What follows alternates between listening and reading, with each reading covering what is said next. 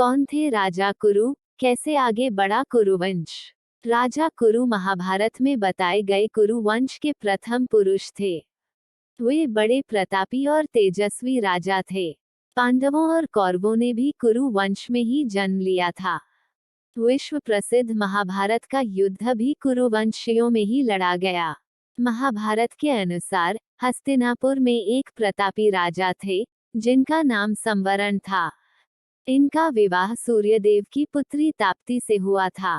ताप्ती और संवरण से ही कुरु का जन्म हुआ था।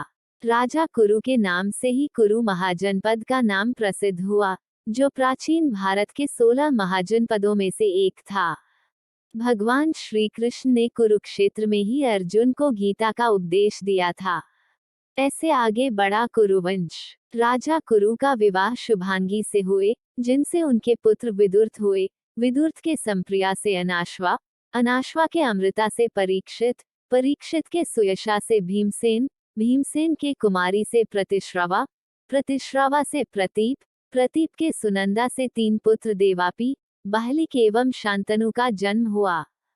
देवापी किशोरावस्था में ही सन्यासी हो गए एवं बाहलिक युवावस्था में अपने राज्य की सीमाओं को बढ़ाने में लग गए। इसलिए सबसे छोटे पुत्र शांतनु को गद्दी मिली। शांतनु के गंगा से देवव्रत हुए, जो आगे चलकर भीष्म के नाम से प्रसिद्ध हुए। भीष्म का वंश आगे नहीं बढ़ा, क्योंकि उन्होंने आजीवन ब्रह्मचारी रहने की प्रतिज्ञा की थी। शांतनु की दूसरी पत्नी सत्यवती से चित्रांगद और विचित्रवीर्य हुए। चित्रांगद की मृत्यु के बाद विचित्रवीर्य का विवाह काशी की राजकुमारी अंबिका व अंबालिका से हुआ। इनसे धृतराष्ट्र व पांडु हुए। धृतराष्ट्र के पुत्र कौरव कहलाए और पांडु के पुत्र पांडव। इंद्र ने दिया राजा कुरु को वरदान।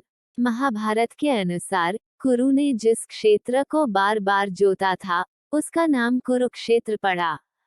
कहते हैं कि जब कुरु इस क्षेत्र की जुताई कर रहे थे, तब इंद्र ने उनसे जाकर इसका कारण पूछा।